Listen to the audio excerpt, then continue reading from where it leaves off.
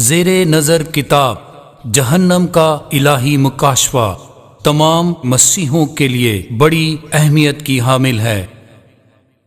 مصنفہ میری کے بیکسٹر کی سال ہا سال دعائیہ زندگی میں خدا نے رویائیں دکھائیں۔ 30 دنوں سے زیادہ عرصے میں خدا نے میری کے بیکسٹر کو جہنم کی رویائیں دکھائیں اور اسے حکم دیا کہ وہ سب لوگوں کو یہ باتیں کہے کہ وہ زندگی کا فیصلہ کریں۔ اس کتاب میں جہنم کے الہی مکاشفات کو واضح طور پر ظاہر کیا گیا ہے۔ پچھلی رات جب میں جہنم میں تھی، وہاں سے آنے کے بعد میں نہ تو سو سکتی تھی اور نہ کچھ کھا پی سکتی تھی۔ ہر روز جب میں جہنم سے ہو کر دوبارہ زندگی میں آتی تو آنکھیں بند کرتے ہی مجھے ہر طرف جہنم ہی جہنم دکھائی دیتا تھا۔ میرے کان لعنت اور ملامت والی چیخوں کو میرے اندر آنے سے نہیں روک سکتے تھے۔ کسی ٹیلی ویژن پروگرام کی طرح میں ان تمام چیزوں کو اپنی آنکھوں کے سامنے بار بار دیکھتی تھی۔ ہر رات میں جہنم میں ہوتی تھی اور ہر دن مجھے ان خوفناک چیزوں کو دنیا کے سامنے لانے کے لیے مناسب ترین الفاظ تلاش کرنے میں بہت جدوجہد کرنی پڑتی تھی۔ پھر یسوع مجھ پر ظاہر ہوا اور مجھ سے کہا، آج رات ہم جہنم کی دائیں ٹانگ یعنی دائیں حصے میں جائیں گے۔ میری فرزند، خوف نہ کر، میں تجھ سے محبت رکھتا ہوں اور تیرے ساتھ۔ ہم اکٹھے چلتے گئے۔ میں چلتے ہوئے یسوع کے بالکل ساتھ اس کے پیچھے پیچھے چلتی گئی۔ میں کئی دنوں تک چلاتی رہی اور جہنم کی موجودگی کے احساس سے باہر نہ آ سکی، کیونکہ میری آنکھوں کے سامنے ہر طرف جہنم ہی جہنم تھا۔ میں زیادہ تر اپنے اندر ہی اندر چلاتی رہی۔ میری روح مجھ میں بہت غمگین تھی۔ ہر طرف تاریکی ہی تاریکی تھی، سوائے یسوع مسیح سے پھوٹنے والی روشنی کے۔ ایک دم سے تمام قسم کی بدروحیں ہمارے پاس سے گزری۔ جب وہ ہمارے پاس سے گزری تو چھوٹی بدروحیں ہم پر گھرائی۔ تمام طرح کی شکلوں والی چھوٹی بڑی شیطانی روحیں ایک دوسرے سے باتیں کر رہی تھی۔ ہماری آنکھوں کے سامنے کچھ فاصلے پر ایک بڑی شیطانی روح چھوٹی بدروحوں کو حکم دے رہی تھی۔ ہم ان کی باتیں سننے کے لیے وہاں رکے تو یسوع نے مجھ سے کہا، نادیدنی قوتوں کی ایک ایسی فوج بھی یہاں موجود ہے جو ہمیں ادھر دکھائی نہیں دیتی۔ ایسی شیطانی روحیں، مثلاً بیماری کی روحیں۔ بڑی شیطانی روحوں نے چھوٹی شیطانی روحوں سے کہا، جاؤ اور بہت سے برے کام کرو، گھروں کو توڑو اور خاندانوں کو برباد کرو، کمزور مسیحیوں کو گمراہ کرو، جتنے لوگوں کو غلط ہدایت اور رہنمائی دے سکتی ہو دو۔ جب تم ایسا کر کے لوٹو گی تو تمہیں اس کا انعام دیا جائے گا۔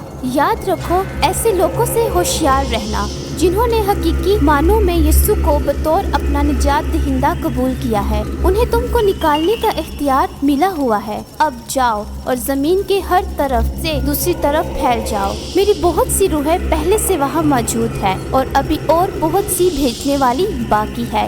یاد رکھو، ہم تاریکی کے شہزادے اور ہوا کی عملداری کے حاکم کے خدمت گزار ہیں۔ یہ سن کر وہ بری قوتیں وہاں سے بھاگی اور جہنم سے باہر گئی۔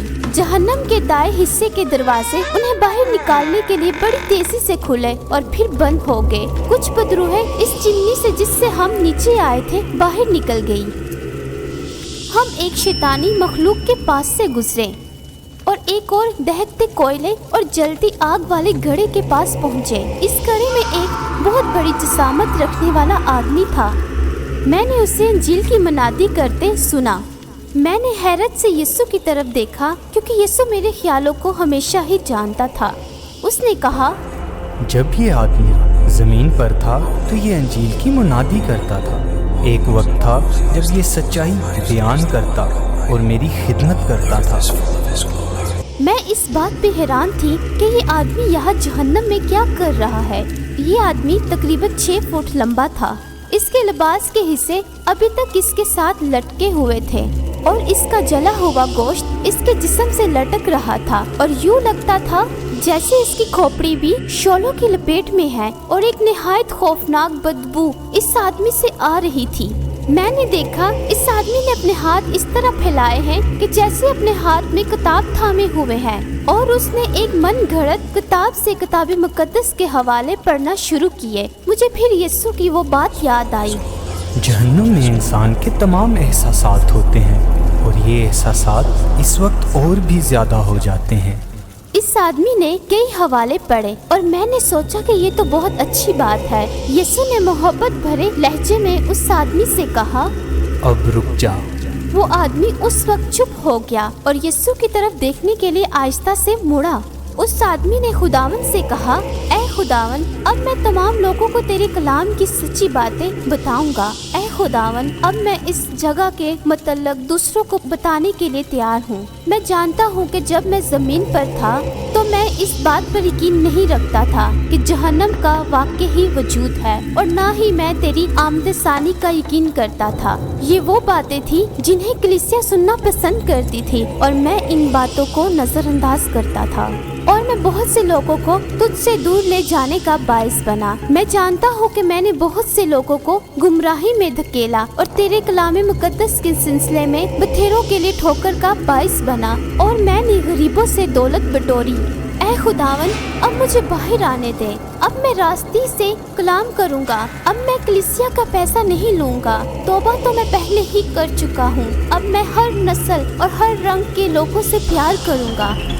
یسوع نے کہا، تو نے نہ صرف کلام پاک کو توڑ مروڑ کر غلط انداز میں پیش کیا، بلکہ اپنے بارے میں یہ بھی جھوٹ بولا کہ تم سچائی سے واقف نہیں۔ زندگی کی خوشیاں تمہارے لیے سچائی سے زیادہ اہم تھی۔ میں خود تمہارے پاس آیا اور چاہا کہ تم بدل جاؤ، لیکن تم نے میری نہ سنا۔ تم اپنی راہ پر چلتے رہے اور برائی کو اپنا مالک بنائے رکھا۔ تم سچائی سے واقف تھے، لیکن تم نے نہ تو توبہ کی اور نہ ہی میری طرف رجوع لائے۔ میں ہر وقت تمہارے ساتھ رہا اور تمہارا منتظر رہا۔ میں چاہتا تھا کہ تم توبہ کرو، لیکن تم نے ایسا نہیں کیا۔ لیکن اب عدالت مقرر ہو چکی ہے۔ یہ باتیں کرتے ہوئے یسوع کے چہرے سے ترس جھلک رہا تھا۔ میں جانتی ہوں کہ اگر وہ شخص نجات دہندہ کی آواز سن لیتا تو اس وقت یہاں نہ ہوتا۔ اے لوگوں، مہربانی سے سنو۔ یسوع اس برگشتہ خادم سے دوبارہ مخاطب ہوا۔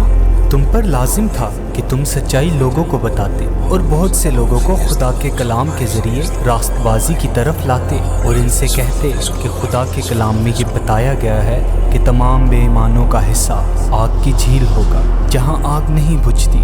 تم صلیب کی راہ سے واقف تھے، تم راست بازی کی راہ سے واقف تھے، تم سچائی کہنا جانتے تھے، لیکن شیطان نے تمہارے دل کو جھوٹ سے بھر دیا اور تم گناہ میں چلے گئے۔ تمہیں چاہیے تھا کہ آدھے دل سے نہیں بلکہ خلوص دل سے توبہ کرتے۔ میرا کلام سچا ہے، یہ جھوٹ نہیں بولتا، لیکن اب بہت دیر ہو چکی ہے، بہت ہی زیادہ دیر۔ جو ہی ہم آگ کے گڑھوں سے گزر کر آگے گئے تو کھوئی ہوئی روحوں کے بہت سے ہاتھ یسوع کی طرف بڑھ گئے، اور وہ سب درخواستی انداز میں یسوع سے رحم اور ترس کے لیے منت کرنے لگی۔ ان کے ہڈیوں والے ہاتھ اور بازو آگ کے جلنے سے سیاہ مائل ہو گئے تھے۔ ان پر کوئی گوشت، خون یا اعضاء باقی نہ رہا تھا، صرف اور صرف موت ہی موت تھی۔ میں اپنے اندر ہی سب کچھ دیکھ کر رو رہی تھی۔ میں کہہ رہی تھی، اے اہل زمین، توبہ کرو۔ اگر توبہ نہ کرو گے تو تم بھی ادھر آ جاؤ گے، اس سے پہلے کہ بہت دیر ہو جائے۔ اپنی حرکتوں سے باز آؤ۔ ہم ایک اور گڑھے کے پاس آئے۔ اس گڑھے سے ایک عورت کی آواز یسوع سے مخاطب ہوئی۔ وہ شعلوں کے درمیان کھڑی تھی اور شعلوں نے اس کے سارے بدن کو اپنی لپیٹ میں لے رکھا تھا۔ اس کی ہڈیاں کیڑوں اور مردہ گوشت سے بھری ہوئی تھی۔ جو ہی شعلے اس کے گرد بلند ہوئے تو اس نے اپنے ہاتھ یسوع کی طرف بڑھائے۔ اس نے چلا کر کہا، مجھے یہاں سے نکال۔ یسوع، میں ابھی اور اسی وقت اپنا دل تجھے دیتی ہوں۔ میں لوگوں کو تیری معافی کے متعلق بتاؤں گی، میں تیری گواہی دوں گی، میں تیری منت کرتی ہوں۔ یسوع نے کہا، میرا کلام سچا ہے۔ یہ اس بات کا اعلان کرتا ہے کہ سب لوگ توبہ کریں اور اپنے گناہوں سے پھریں اور مجھے اپنی زندگیوں میں آنے کی دعوت دیں تاکہ وہ جہنم سے بچ جائیں۔ میرے خون کے وسیلہ گناہوں کی معافی ملتی ہے۔ میں وفادار اور عادل ہوں اور ان تمام کو معاف کروں گا جو میرے پاس آئیں گے۔ میں انہیں باہر نہیں نکالوں گا۔ یسوع اس عورت کی طرف مڑ کر اس سے کہنے لگا، اگر تو میری آواز سن لیتی اور میرے پاس آتی اور توبہ کرتی تو میں تجھے معاف کر دیتا۔ خداوند، کیا اب یہاں سے نکلنے کا کوئی راستہ نہیں؟ یسوع نے اس کی بات سن کر بڑی نرمی سے جواب دیا، اے عورت، تجھے توبہ کے بہت سے مواقع دیے گئے، لیکن تو نے اپنا دل سخت کر لیا اور توبہ نہ کی۔ میرے کلام کی اس بات سے واقف تھی کہ تمام بدکاروں اور زانیوں کا حصہ آگ کی جھیل ہوگا۔ یسوع مجھ سے مخاطب ہو کر کہنے لگا، اس عورت کے بہت سے مردوں کے ساتھ ناجائز تعلقات تھے اور یہ خاندانوں کو توڑنے کا سبب بنی۔ ان سب باتوں کے باوجود میں اب بھی اس سے پیار کرتا ہوں۔ میں اس کے پاس اسے مجرم ٹھہرانے نہیں بلکہ نجات دینے آیا تھا۔ میں نے اپنے بہت سے خادم اس کے پاس بھیجے تاکہ یہ اپنی بری راہوں سے توبہ کرے، لیکن اس نے ایسا نہ کیا۔ جب یہ ابھی جوان ہی تھی تو میں نے اسے پکارا، لیکن یہ اپنی بری راہوں سے باز نہ آئی۔ اس نے بہت غلط کام کیے، لیکن اگر یہ توبہ کر کے میرے پاس آتی تو میں اسے ضرور معاف کر دیتا۔ شیطان اس کے اندر سما گیا اور یہ کڑواہٹ میں بڑھتی چلی گئی اور اس نے دوسروں کو معاف نہ کیا۔ یہ صرف مردوں کی تلاش میں گرجا گھر جاتی رہی اور انہیں بدکاری کی ترغیب دیتی رہی۔ اگر یہ ایک دفعہ ہی میرے پاس آتی تو اس کے تمام گناہ میرے خون سے دھل سکتے تھے۔ یہ محض جزوی طور پر میری خدمت کرنا چاہتی ہے، لیکن یاد رکھو کہ تم خدا اور شیطان کی ایک وقت میں خدمت نہیں کر سکتے۔ ہر شخص کو ایک ہی ہستی کا چناؤ کرنا ہے کہ اسے کس کی خدمت کرنی ہے۔ میں نے چلا کر کہا، اے خداوند، مجھے قوت دے تاکہ میں تیرے ساتھ اس سلسلے کو جاری رکھ سکوں۔ میں جہنم کے چاروں طرف کے خوف سے سر سے پاؤں تک کانپ رہی تھی۔ یسوع نے مجھ سے کہا، اطمینان رکھ۔ میں نے چلا کر کہا، اے خداوند، میری مدد کر۔ شیطان نہیں چاہتا کہ ہم جہنم کے متعلق مزید سچائیاں جانیں۔ یسوع اور میں گڑھوں میں سے گزرتے گئے۔ جس بھی شخص کے پاس سے گزرے میں نے چاہا کہ اسے جہنم سے نکال کر یسوع کے قدموں میں لے آؤں۔ میں اندر ہی اندر بہت روئی۔ میں نے اپنے اندر یہ سوچا، میں کبھی بھی نہیں چاہوں گی کہ میرے بچے اس جگہ میں آئے۔ آخر کار یسوع میری طرف مڑا اور اس نے خاموشی سے مجھ سے کہا، میری فرزند، اب ہم تیرے گھر جائیں گے، کل ہم پھر جہنم کے اس حصہ میں آئیں گے۔ گھر واپس آ کر میں چلاتی رہی۔ سارا دن جہنم کا خوف اور وہاں پر موجود لوگوں کے متعلق منظر میری آنکھوں کے سامنے رہتے۔ سارا دن جن جن لوگوں سے میری ملاقات ہوتی انہیں جہنم کے متعلق بتاتی۔ میں انہیں بتاتی کہ جہنم کا میدان ایسا ہے کہ ہم اس کے متعلق سوچ بھی نہیں سکتے۔